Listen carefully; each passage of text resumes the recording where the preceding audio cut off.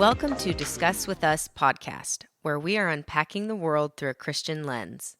I am your host, Darcy Durkowski, along with my husband, Brian, and our intention is to pose topics, trending and otherwise, and unpack them with the help of some research, insights from our different backgrounds, and even some listener input in a way that is thought-provoking and entertaining. So get comfortable, grab your favorite beverage, and discuss with us.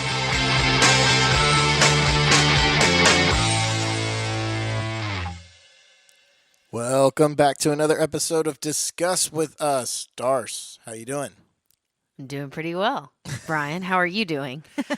I never turn it back around on you. Yeah, well, I'm doing good. I guess, all things considered. Mm-hmm. It's hot. It is super hot. We tried to get some work done this weekend. Nope. It was just too hot. It wasn't meant to be. No, yeah, there were signs. Just give it up. Go get in the pool. And that was hot too. Yeah. But we're here. We're here. We made it. It's only 78 degrees in here right now. So just a little, it's like a little sauna sweat to get the juices going. It's not bad. And I'm impressed, and I'm sure other listeners will be because of my Instagram stories this week, that you finished the book. In really one day. Yeah. You had kind of started it. Yeah, I read like 9 pages. Oh, okay. So kind of not. Yeah, it was short, and I knew I'm not. It's just like binging a TV show. Once I get going on something, I'm going to see it all the way through. I did miscalculate.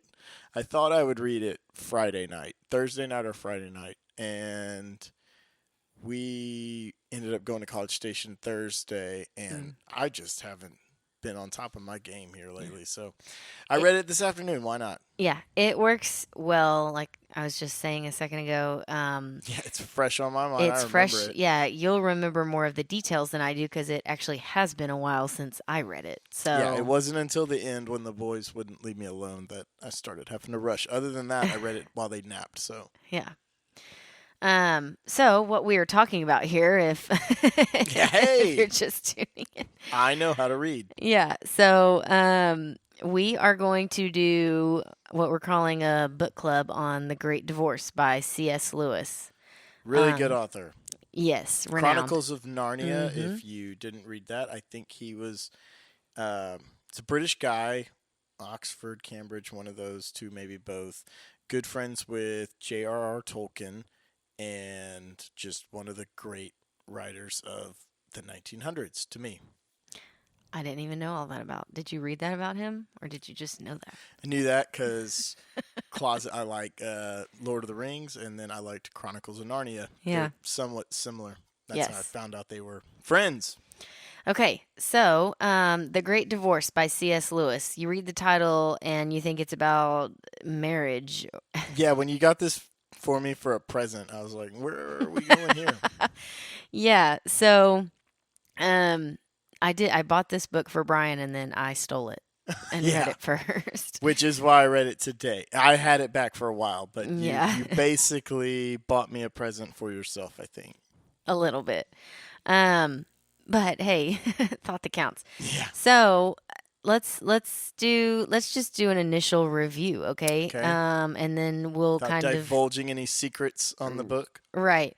And then we'll give a little synopsis and set the scene. Okay. And go into kind of our takeaways. So just right off the bat, like, how did you like it? I loved it. I thought it was great. Very thought-provoking for sure. Yes. And sometimes you always think like it's obviously a religious text, and I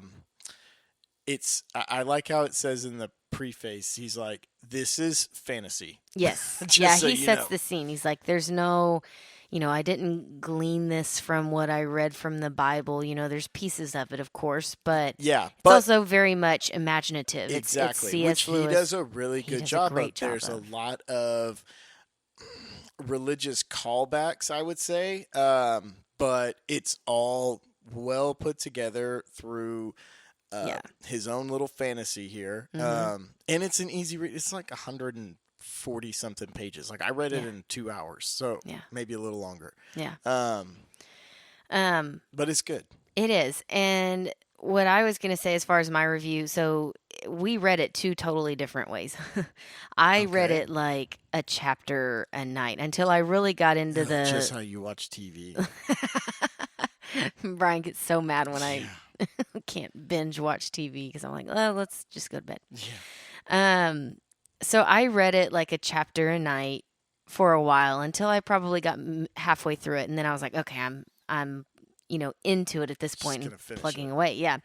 And I will say, doing it that way, like it started a little bit slow for me. Yeah. And we'll get into a little bit of what it's about, but when they're on the ride there, that I was like, oh, let's just get there already. Once we got there, I was hooked.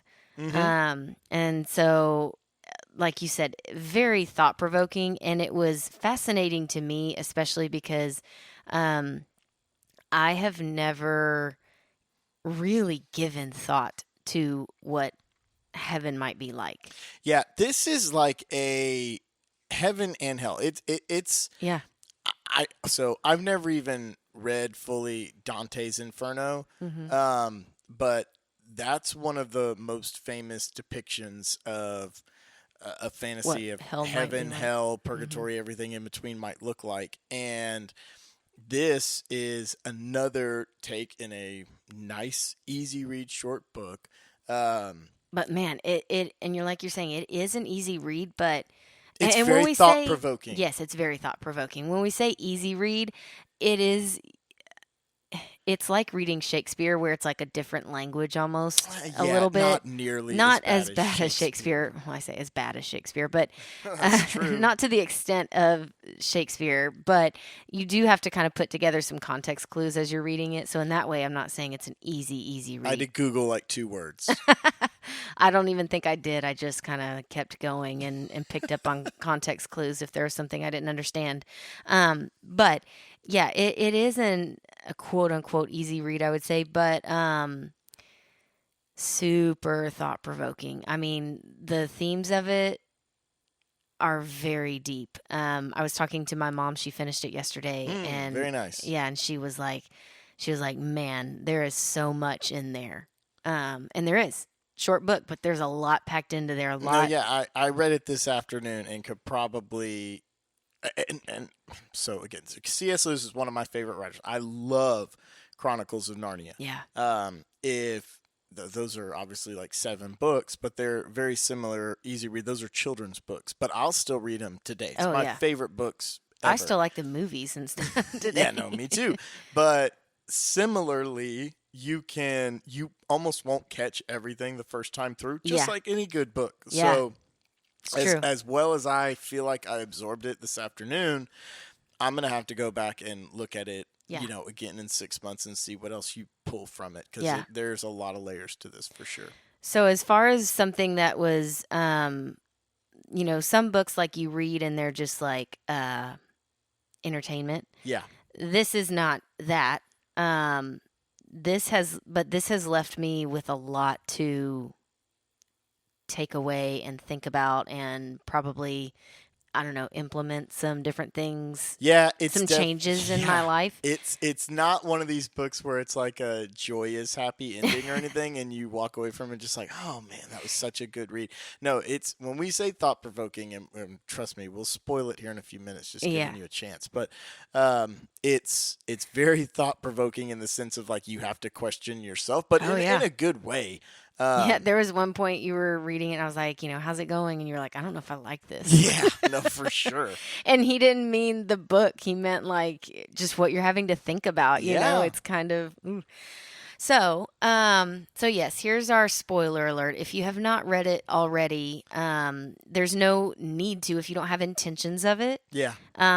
You will get I'm sure we are long-winded. You'll get the gist of it by the end of this episode. Yeah, we'll go page by page. But if you do want to read it or still in the middle of it, maybe come back in a few days when you're done and listen, because we are about to kind of give a synopsis and then our takeaways, which will give some of the details away. Although I will say, as far as like a spoiler alert, I don't know if there's a spoiler alert for this book because it's not like it's a mystery Yeah. or a thriller or, anything like that. it's just kind of a man's imagination. Yeah. And very thought-provoking. So, but there's my spoiler alert. Very good. Very good. Hey, you gave him a chance. Yeah. So we never get the main character's name, but essentially, and you figure this out really quick. They call it the Gray Town, and in the beginning, you're trying to figure out, is he in hell or is this purgatory, no man's land? But Or even just like leaving Earth. I don't know. yeah, yeah. But he's at a bus stop. That's just where it starts. Yeah. And they call it the Gray Town, and everything is just kind of Foggy and gray. Well, and it I don't think it ever gets to night. It's always dusk there, Right. I believe. It's never a new day, but it's Yeah. never night. It's just always kind of the same dreariness. Time of day. Yeah. And you don't get an idea of how long he's been there because you just start with him on this thought right here. And they Yes. get on a bus. And very interestingly, before they even load up on the bus, people already get out of the line. You don't know where the bus is going. Spoiler alert, they're going towards heaven. But Yeah. there are people just leaving the line immediately before Yeah, they even there get are. on. And the thing about this is, it is clearly his imagination, and it is very dreamlike. And there's nothing absolute said about setting the scene. No, which I think is the That's the brilliant purpose, part yeah. of it, right? Mm-hmm. So the main character, and you don't purposefully so, you don't get a lot of information on him, but Right. he starts talking to people or hearing conversations Yeah. of others, and you get the idea that he's keeping all his thoughts to himself, but everyone else is kind of letting their own emotions and very human-like ideals out, which I think is key here in a minute when we get on further. But it's just there's a lot of people that are still holding on to a lot of earthly, worldly ideals, and that is the crux of their problem. Yes. Yeah. And so then they get on the bus, and again, it's like no absolutes. There's no like direct description given. They're just kind of leaving the Gray Town, headed somewhere. And then, so the one interesting thing that comes up then is how vast the Gray Town is. Yeah. And one of the passengers, I believe, tells the main character it's the afterlife. Like you think it, and it can appear in the Gray Town as far as like a home and stuff like that. And so what happens is people are never satisfied or happy, so they just keep moving farther and farther and farther out. Yes. Which is why it takes so long to get out of the Gray Town, is because anytime someone lived, they don't really explain this very well, but it sounds like if you lived on a street and then someone else showed up and you didn't like them, you just keep moving, and and everyone just, annexing. Yeah, it's very much isolation is what it seems like, for the most part. So anyways, it becomes this just vast wasteland.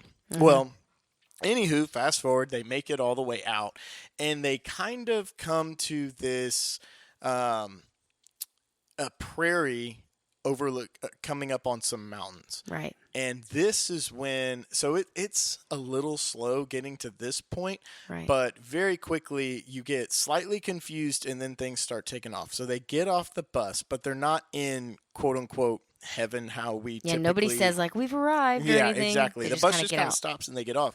Well, at this point is when they realize that they are ghosts. They're transparent, and they also find that the surroundings, the environment is very harsh on them. Like they can't walk. They can't, what looks like blades of grass and should be soft or like hurts their diamonds. feet. Yeah. It's like they're walking on diamonds. He even says at one point, like, he can't imagine stepping off in the water. He didn't know what that would do to him. Yeah. And they are greeted by what appears to be people of heaven, They angels. call I them don't know. spirits. Yeah, they just call them spirits. But so essentially, and this is how they realize they're ghosts. It's almost very Adam and Eve esque, realizing that they're naked because they realize they're ghostly and ghastly because the inhabitants of heaven, so spirits, start showing up. And They're I solid like and how bright. he words it. He's like, I can't tell if they were naked or robed because it wouldn't matter. You couldn't take them fully in, Yes. because of how bright they were. Right. How bright and perfect they all appeared. Yes. Like you couldn't even tell if they were clothed or not. It didn't matter. Yeah. And they walked with ease through that environment. Of course, yeah. And so they don't all meet them like as they get off the bus. It seems like some people are kind of walking around and whatnot. Yeah. And we'll get through what this is because you can just read it. Essentially, all of these spirits are coming out to greet certain passengers and help. on the Yeah, bus. it almost seems like every passenger has somebody. Yeah, at least one person to help greet them and really encourage them along the path. Yeah, the overarching message from the spirits to the, let's just call them the ghosts at this point, is come, let's come with me into the mountains. I'll show you. You'll understand when you get there. And they all also offer to help because it's so painful for them. Mm-hmm. They're like, you can lean on me. And anyways, you get chapter after chapter of our main character is struggling, still has not met anyone, but he's overhearing the stories of everyone else and just the individual reasons they have to turn back and go back to the bus and essentially back to the wasteland. And they choose to do this until our main character finally comes across the spirit that's there for him, and he actually starts leaning on his spirit and makes it almost to the end. Before you and I talked about this a minute, I can't tell if it was all a dream for him, if he was dying, but he wakes up. Yeah. At the end. And I took it as it was a dream. Yeah. And he woke up at the end. But the spirit tells him I don't know. It sounds like he was older and probably close, or I don't know. Maybe. You don't have to necessarily be older. It sounds like he was close to his time, right. And this was almost like an awakening. Yeah, could be. But so that's the brief synopsis of it. Right. We don't have to go case by case. Tell me what stood out to you. So to give a little backstory on this, the reason that I got this for you is because I heard on the Hallow app, there was a devotional that somebody was doing. I think it was during Lent, maybe. Mm-hmm. And they read an excerpt from the book. And I was fascinated. It was the one about the ghost, in this case, that we're calling them. Okay. The guy that had a lizard on his shoulder, and the spirit offered to kill it. And you want to start with the hardest one to conceptualize in the No. I'm just saying. I'm just setting the scene for it's apparently a sin or some version of it, and the spirit offers to take care of it, and the guy hesitates. Mm-hmm. And so the point of the devotional was we think of sin as oh, okay, yeah, forgive me of my sin, but sometimes we don't want to be forgiven, don't want to let it go, don't want to repent. And so I was fascinated by it, so I ordered the book.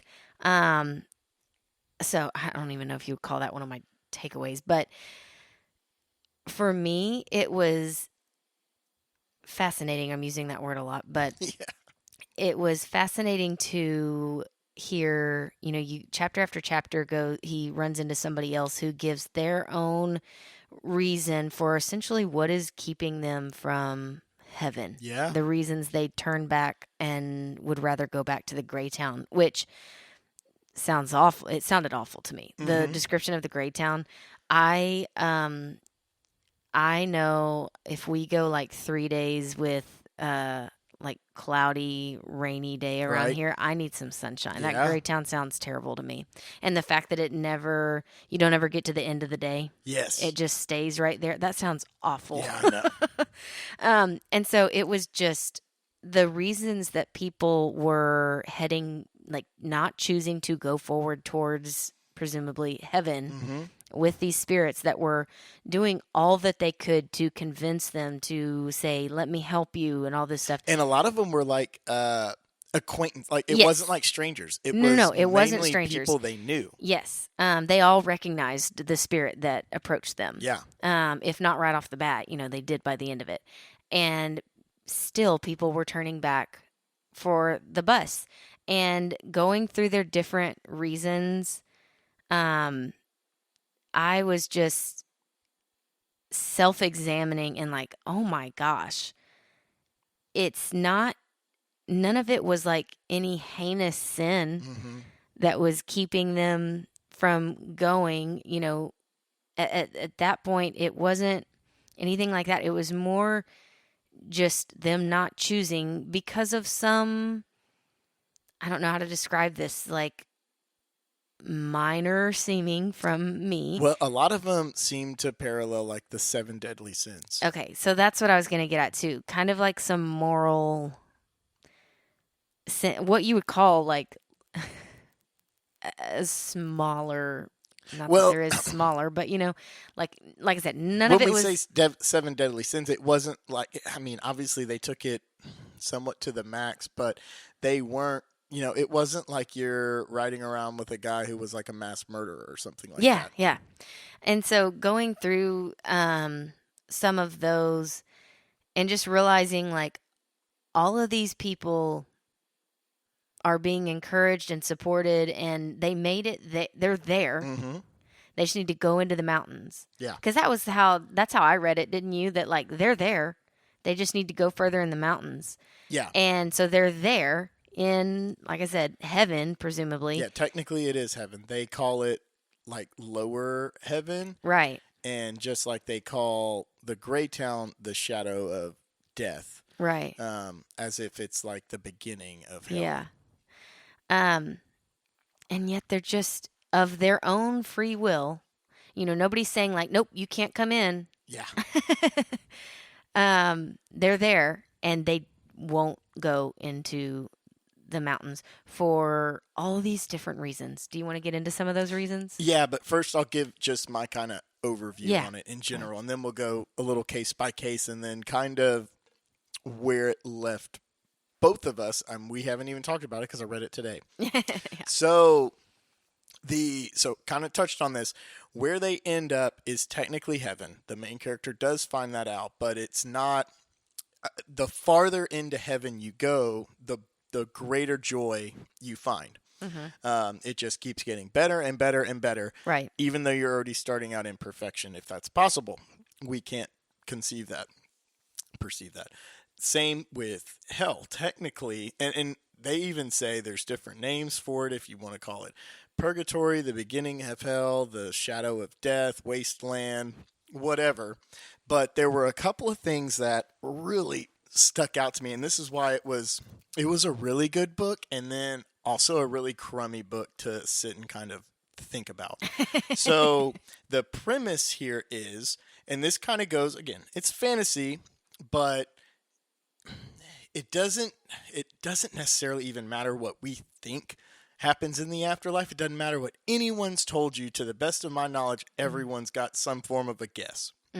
And what is almost the worst thing about this is I sat here and I was like, that really might be true, or very, very close to it. And if it is, stay with me, because I think this is where the problem starts to happen. So you can leave hell, not necessarily whenever you want, but you have an opportunity. They say something in the book about, I don't know if it's like, because time is different in the afterlife, obviously. Are you talking about like when they say hell is like a state of mind? No. Well, I mean, yes, it is. But when the people are getting back on the bus and our main character is talking to his spirit, that he's kind of asking, how did everyone get to the bus? They're choosing to leave. And he kind of explains that periodically you are allowed an option to leave. And he was saying most people because the main character was like, why is everyone not on this bus, Right. at least trying this all the time? And you can't try all the time, it sounds like, but you have options to leave the gray town. Right. And most people choose to go back to Earth and either spy on their loved ones or whatever, or that's where it was kind of cool. He gives like reasons for there being, I guess, ghosts or anything, like haunted houses and stuff, which also just made kind of like a fun little thought to it. But most of them so they'll go to Earth, or they can get on the bus and go here. And I think there's one other option. I can't remember off the top of my head what it is. Maybe it's even going deeper into the gray town or something. Okay. But that is the first thing that kind of stuck out to me, is like, it's optional. And that, in a lot of ways, for Christians is a bad thing. Yeah. Because think about it, like, call it what it is.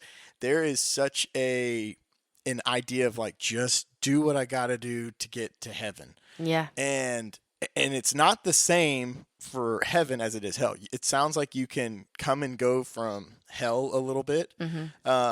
Once you're in heaven, you're in heaven. Yeah. And they kind of explain that a little further, but still, just that it's optional. And this will be a theme for me, because before even reading this book, this was kind of where, when you and I've talked about it, it's where my mind's gone on what the afterlife may look like. Again, who knows? But just my own personal thought.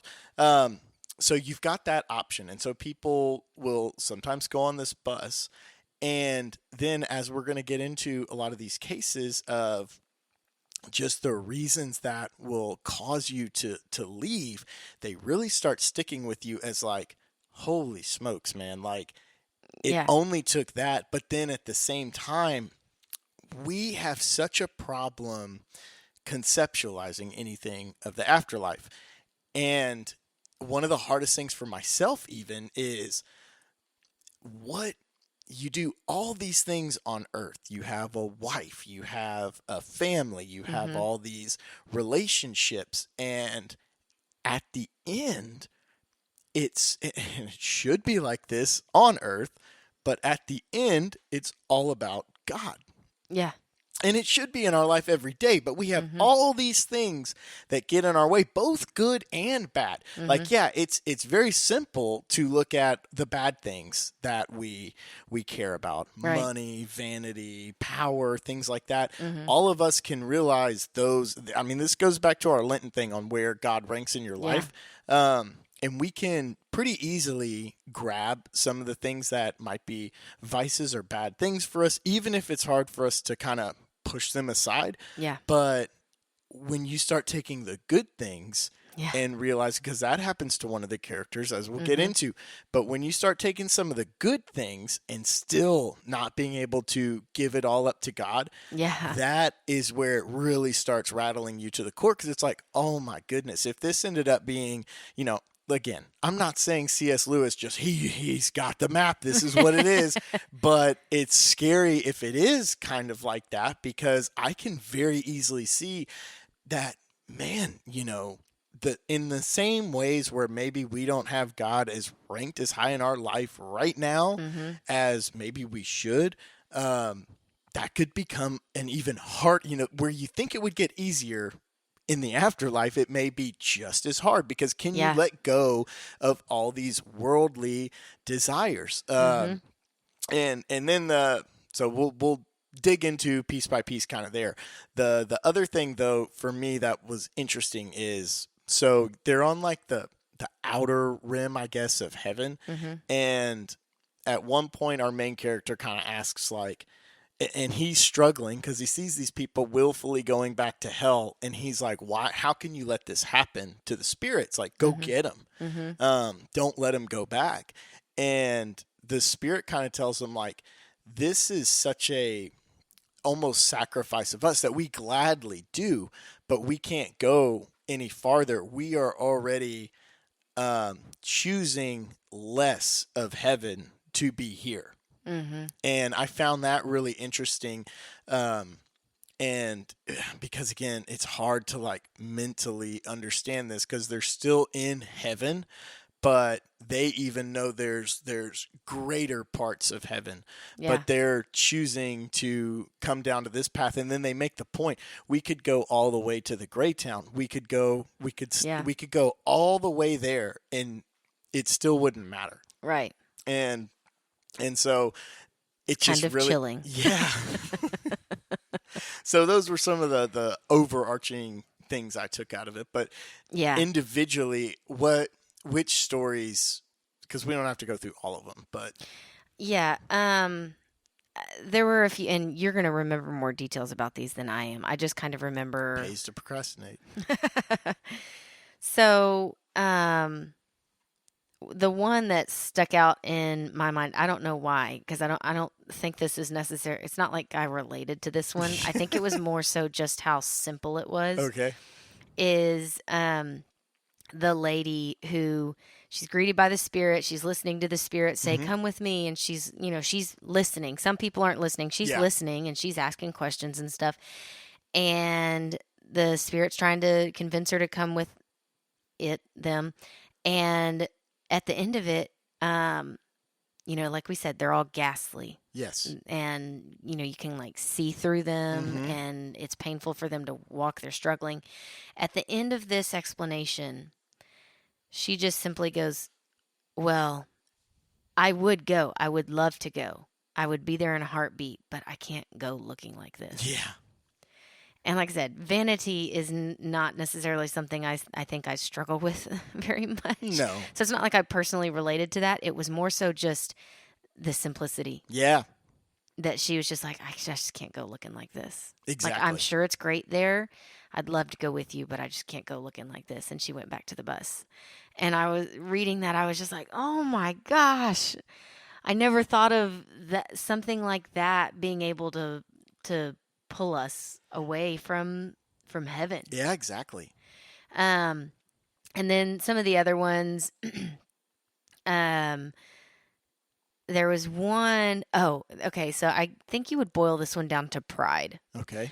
If I remember correctly, the Spirit that comes to greet this one, let's say its name is Bobby. They're like, you made the ghost is like, you made it here, Bobby. Are you talking about the big man? Maybe. I don't know. Like I said, I don't remember specifics, but they were essentially like, well, if you're here, then this can't be right. I'm going to turn around. And then this happened kind of in some other ones where it was like, well, this can't be. Like, and there were a couple that were like this, but the one that stuck out on that same track is he ended up having a name, but on the bus he just called him like the big man. Okay. And he was greeted by one of his coworkers who had killed someone. Okay. That's who I'm talking about, I think. Yeah, and so the big man was, his name may have been like Richard or something.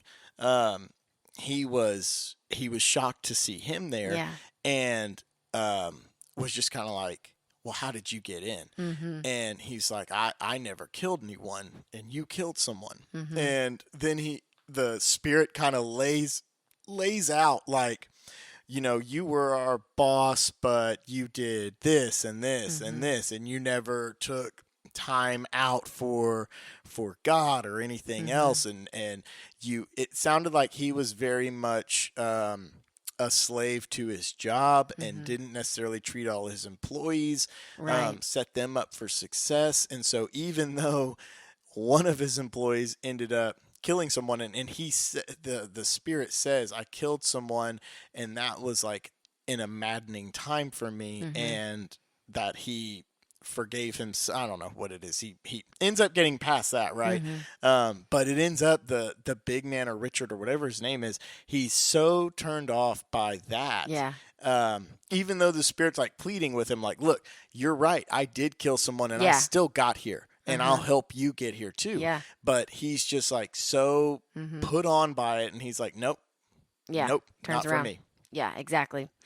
I did like how, I think C.S. Lewis did a good job of like this, the spirits, all of them spoke with the same sort of language. Very, self-deprecating, yeah, I did do that. I don't, I'm so glad, thank God I made it here, just come with me and you'll understand, and very loving Well, he did a good toward, job because they're in heaven. So it's yeah, like exactly. they can't have it was really good of them like being factual, and they were you felt the sense of emotion only on joy. And that was kind of a theme here. It's Yes. like there's joy. I Mm-hmm. promise you'll get joy. Yeah. But they were able to matter of factly tell people like, well, you did this and you did this, and like, come on, this But is in a going to be great. very, I thought it was very loving. It was Well, very much because like, they could, and this was what was killing our main character was mm-hmm. they couldn't be upset that Right. someone wouldn't come. Yes.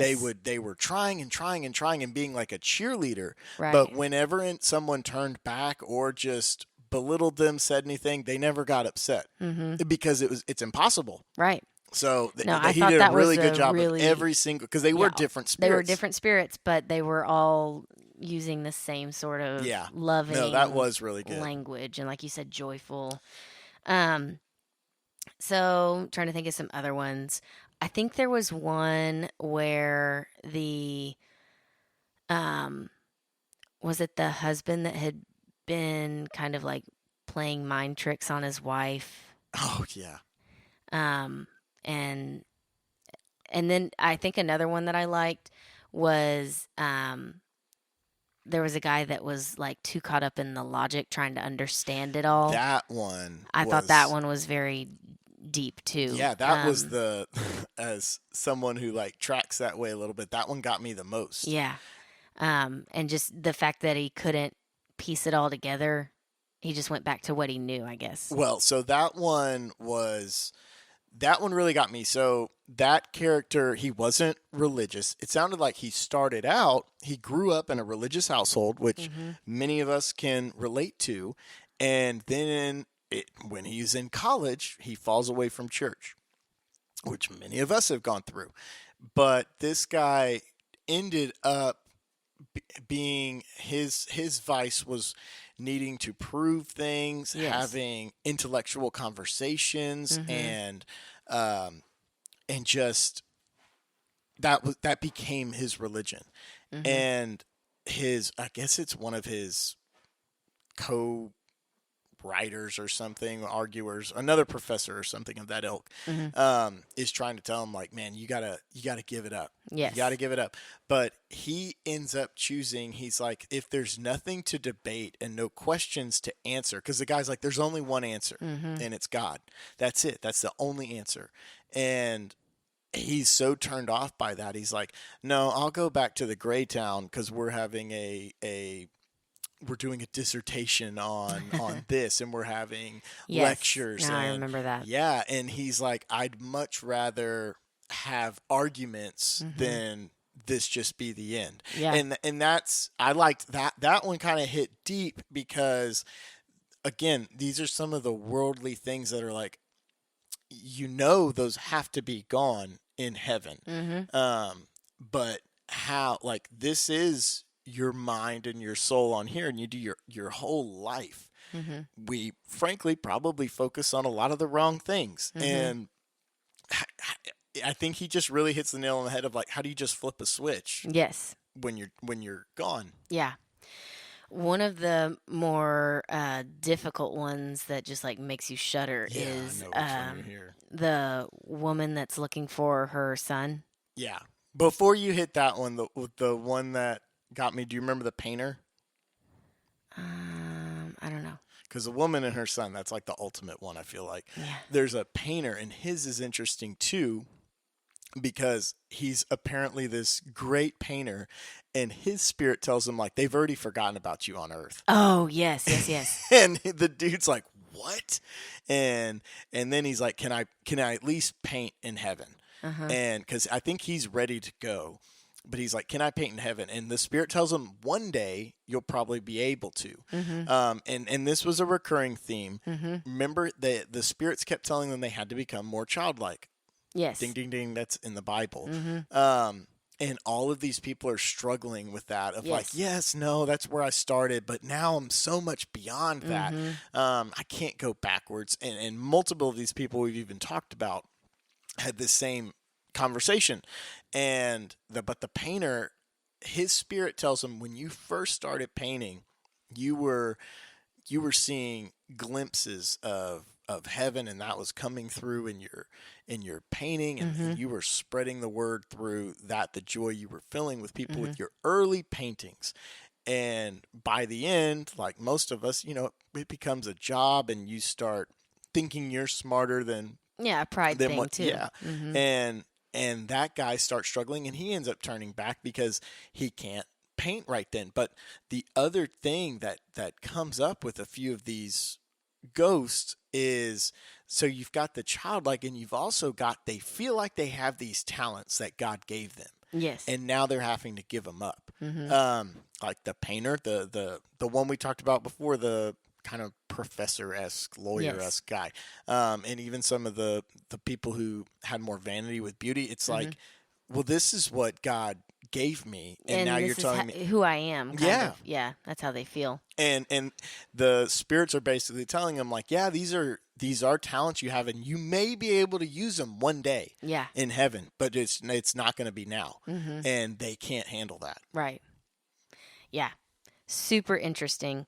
Any other? The mother. Oh, okay. Yeah. Going back to that one. Ugh, it's a mother looking for her son. And her brother comes. And her brother comes, and isn't she like, have you seen him? Have you seen him? And I don't remember how he responds. Yeah, well, that's where he's like, yeah, he's in deep heaven. Like he's far beyond where we are, and you can see him one day. Or no, he says, I've never even seen him, because he's like, and she's like, what do you mean? And he's like, there's a lot of people here. Yeah, yeah. And I don't know what does she end up doing? She goes back.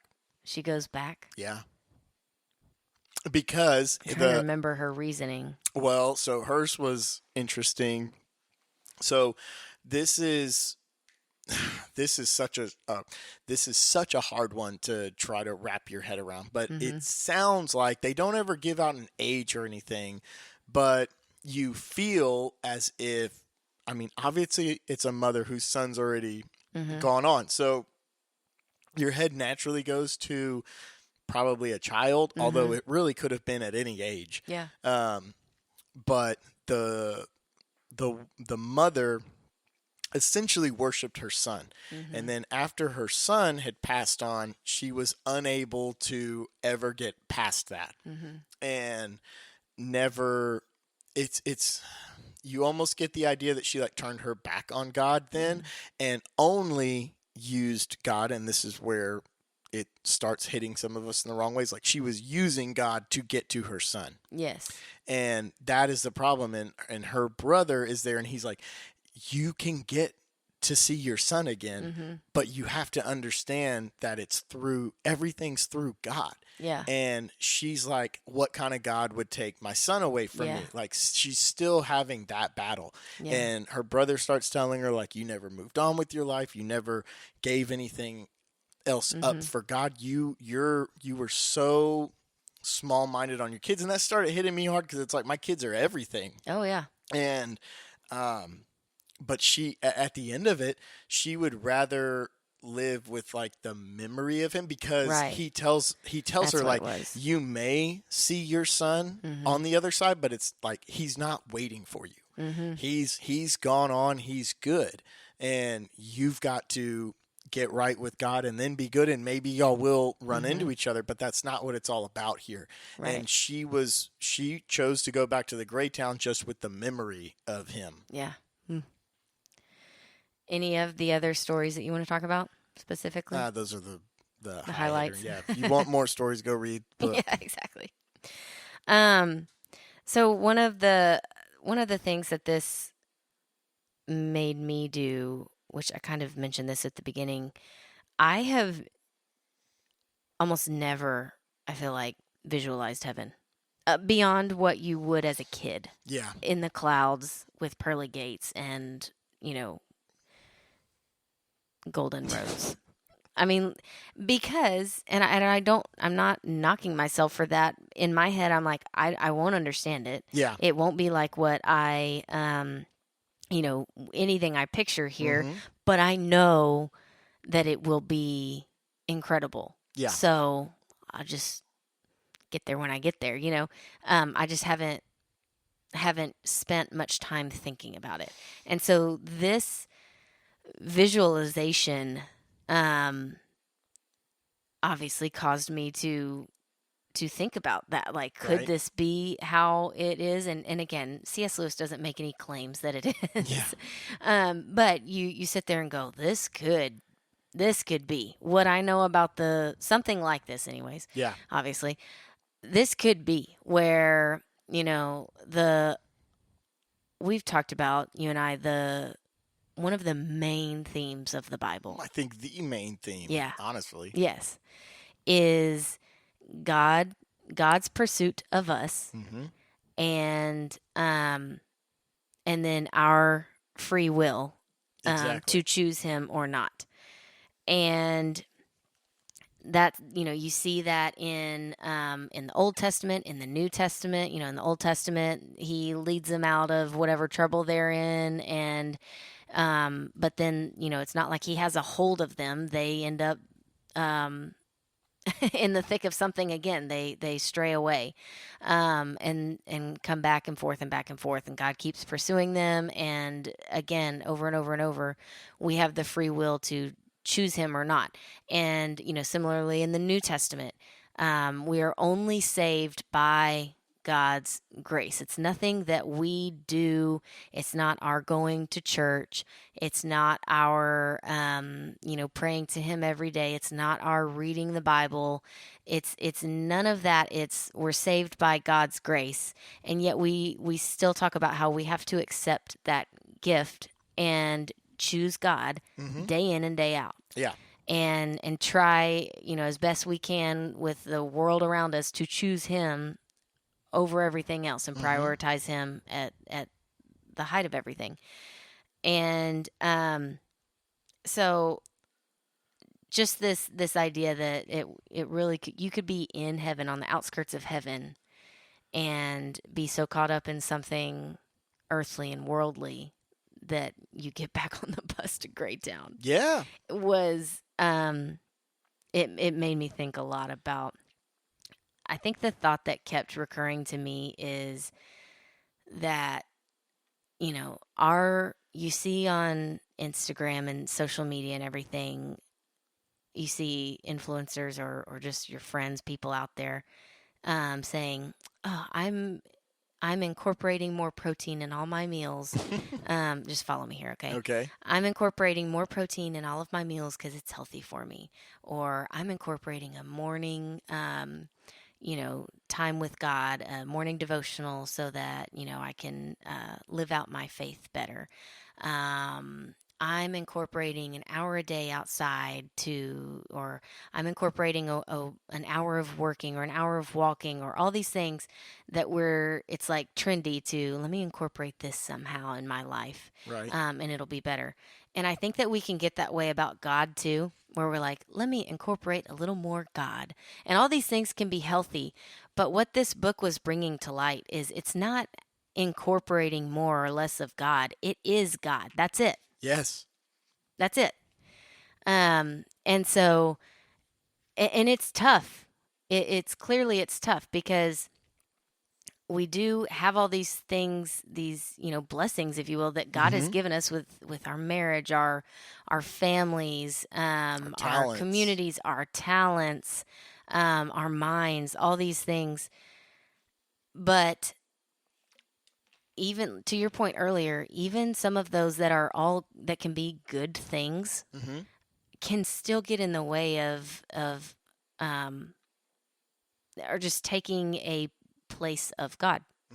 Yeah. Or knocking Him down a rung. I don't know. I have probably thought about this more than you. I don't know.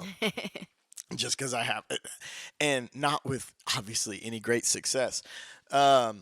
But maybe what was so thrilling / almost depressing reading this is I had a very similar thought of how it might be similar to this book. Okay.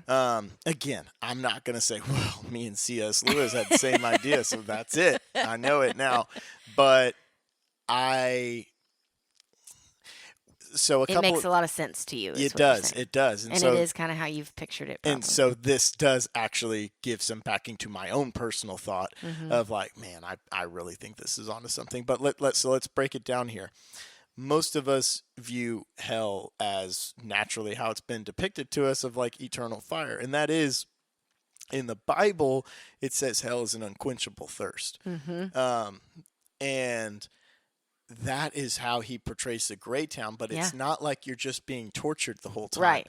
You're choosing that torture and just not able to get out of it. All of these people are unhappy. All of these people are living in a dusk gray, pursuing ghostly, all their different things. Yeah, but they cannot give up their earthly, worldly pursuits, which is, look, that's what the devil's here doing. Yeah. Is trying to preoccupy us from God.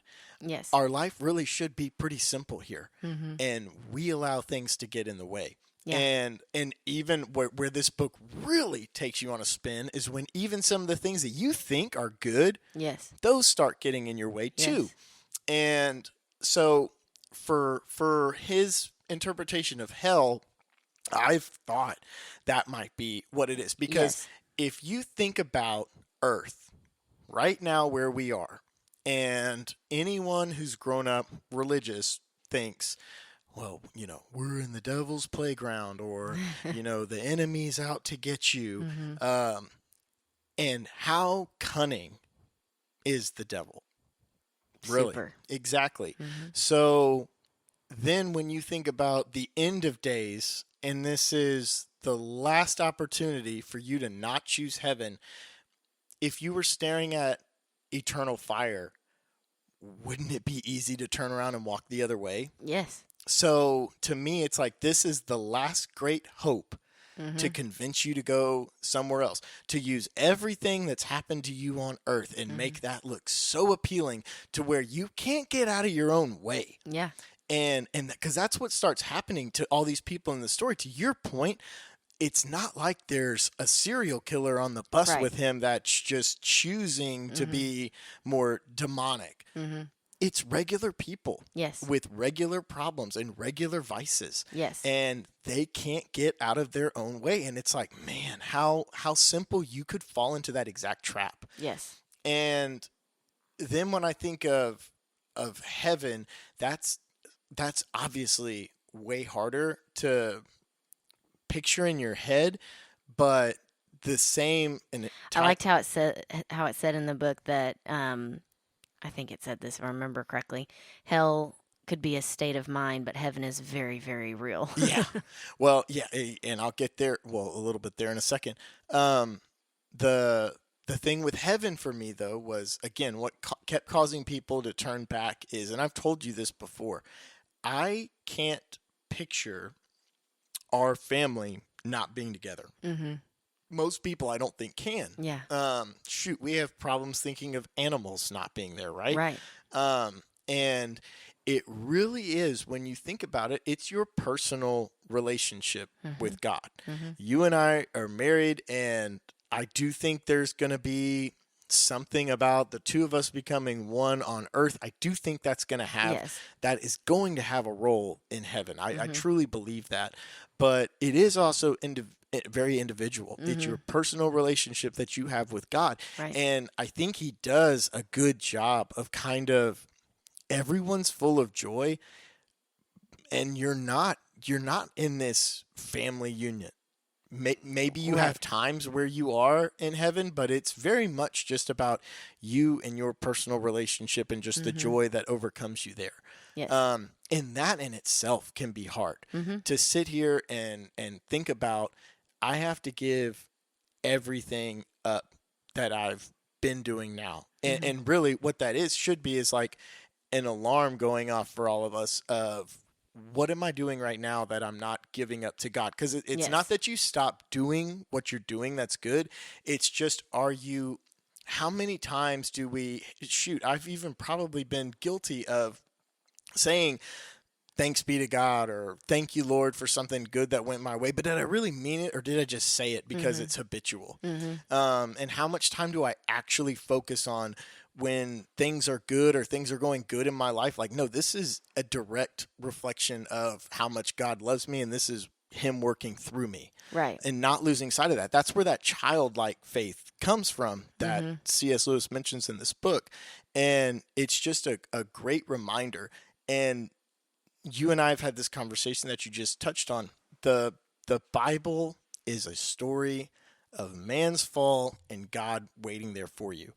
And they even say in the book, it's all about choices. Yes. You can, and so it really kind of, any of us that are Christian at all, it doesn't matter which denomination you are, what you follow. If you're a faith through works type of person, or if you're a once saved, always saved kind of person, it still adds up to the same thing.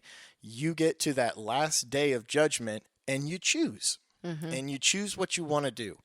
And that's hard because it means... Yeah, because the thing is, we all have... the only reason that we have the opportunity to choose is Jesus. Well, yeah, but you still get that choice because God gives you that choice. Yeah. I think what I was taking away from this, and this is similar to, we have had multiple conversations about Aslan in Chronicles of Narnia. And I think it's a really good depiction and is relevant here too. So Aslan is the lion who is therefore he's God. He's God in Chronicles of Narnia. And so he's a huge lion. To those that know him, they love him. They are protected by him. They run to him like a magnet. They run to him like a magnet. And those that don't recognize him, don't know him, obviously are fearful. He's one of the most terrifying creatures you'll ever see. Exactly. And so for this, and even thinking about heaven, because when I was reading this, what was going through my mind a lot of the time was like, how can these people not see? Why aren't they trusting the Spirit and just going and seeing what there is to see in those mountains that they keep talking about? And it's because of fear. Well, fear, and also... And clinging to... Yeah, clinging, and because of that clinging, you're having to go through it. You know, the point of the blades of grass hurting them is you're purifying your soul, which is, you know, some people believe in that, some people don't. But it's, if you're not in a state of perfection, how can you enter perfection? Yes. And so if you're holding on to anything, you can still you have every right for heaven. Yes. But you have to be purified to get there. That's the theme going on there. Right. And so what was going through my head as I was reading this is like, I want to recognize God, and not only God, I guess, but I want to recognize heaven. Like, I want to get off the bus and like take off running. Well, and look, I do think this is it's a very specific case here. Like, I wouldn't, I mean, this is fantasy anyways, but let's say for sake of argument that he hit the nail on the head and this is absolutely what it's like. I would still think not everyone would go through this exact same thing. This is a very specific case. I mean, these are actually people who were in hell getting out. Yes. So if there's people in hell getting out, there's obviously people that don't have to go there first. But I think what thought it makes you question is, would I have to start that journey? And if I did, could I do it? Because it is, you know, I told you this the other day.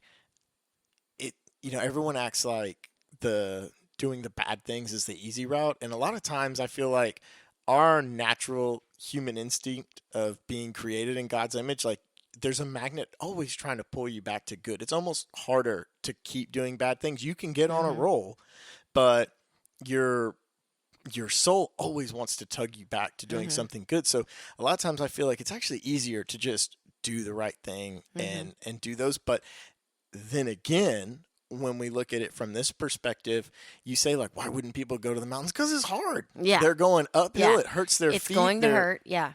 And it also, because time was a different state. Like they looked at it and it looked like it would take years to get there. Right. Because of how slow you were going. Mm-hmm. And so, and even our main character, he's like doing good for a while. Mm-hmm. And then all of a sudden fear starts creeping over him and he starts having like a panic attack. Yeah. And starts, he knows where the bus is going back. And even himself, he starts freaking out Mm-hmm. and wants to bolt back to the bus. Mm-hmm. And it's at that moment that he finally comes across his spirit. But, it's just, I think it does a good job of, some of us probably oversimplify how easy it is to just get to heaven. And look, I hope at the end of the day, we wake up and we're just there, right? But if there is any kind of choice or anything that goes along with it, I think it is just a reminder of maybe C.S. Lewis is completely on. This is a fantasy book, but still, how well are we preparing ourselves for that either way? That's the whole thing, is preparing ourselves. Because like I said, I can't say this enough, but like, Jesus saves us. It's through Jesus that we have the opportunity to be in heaven, right? But it is, faith without works is no faith at all. What are we doing to be prepared so that we recognize God and recognize heaven? It's whether you want to choose it or not. Mm-hmm. And that was where I thought this was interesting, that even after they choose hell, like God's still there waiting for you, because we always take that as the final choice, right? Mm-hmm. And it does make sense, especially like I said, if you follow the theme you and I've talked about on the Bible, is there another choice even after? Like, is God still waiting for you even if you keep choosing ultimately wrong? I don't know, but yeah, I found that very it's beyond us. It just seemed like it's like, oh man, that's crazy. Yeah, it's obviously God is something that is hard to wrap our heads Nobody around. can give you all the answers or all the right answers, but this did a good job of making you at least think about it and start putting yourself in a more centered position, maybe. Yes. No, that's a good way of saying it too. Trying to center ourselves, because you can get where you just kind of are going through the motions, or in all good motions, like we talked about. Like, well, and like I said, stuff, the bad stuff, yeah, we can all identify that. Maybe some of us struggle more, but I think really what I took out of this, and as we're now summarizing, what I took out of this is, are there bad things working through even the good stuff that you think you're doing? Yeah. Whether you're just, worshiping a different aspect of like a talent you have. That the painter one kind of got me there too. And just, I think, recentering and always remembering and giving thanks to God and looking for the joy that God put there for you. Yes. Yeah, for me, I just, like I said, I want to prepare and try to make sure I can recognize and choose God, and that I don't, like we said, even the good things that we can get in here, I don't want to just incorporate, more of God. I want God to be the focus, and that does take a lot of repetitive recentering, because so much of the world pulls us off track. Yeah. So. I don't want to do lip service. I want to do it for real. Yes. So that will wrap us up tonight. Maybe you got a completely different take out of that book. Maybe you're like, C.S. Lewis is way off and these people are crazy. And we probably are. But that's what the book did to us. That's what it had us talking about after we read it, me today. Yeah, that's what we're discussing. Yes. So honestly, if you have any other thoughts or if we missed anything, absolutely give us a like and a follow. Shoot a message over. Slide into the DMs or whatever people maybe say anymore. I'll do like a comment box. Discuss _ with us. Yeah. On Instagram. I'll do a comment box and y'all can tell me what you liked about the book if you read it. Yeah. What stood out to you. Or maybe what you didn't like. Exactly. It's tough. Yeah, exactly. And if you read the book and liked it, pass it on to someone else, because I thoroughly enjoyed it. Like I said, right or wrong, it just made you think about stuff. So anyways, that'll do it for us this week. Next week, we are hoping to maybe get a A special guest. Yeah, special guest. Some might say local legend-esque. Yeah. Not really sure how we'll define it, but we're working out the kinks to make sure we get the interview off before we say any more. But hopefully having Stay tuned. another interview about another book that is That he coming wrote. out. Yeah, so Yeah. that'll do it this week. Happy early 4th of July to everyone. Yes. If you have plans, shoot us over what you're doing. We may have that on Instagram. But until then, as we have unpacked the great divorce, you go discuss.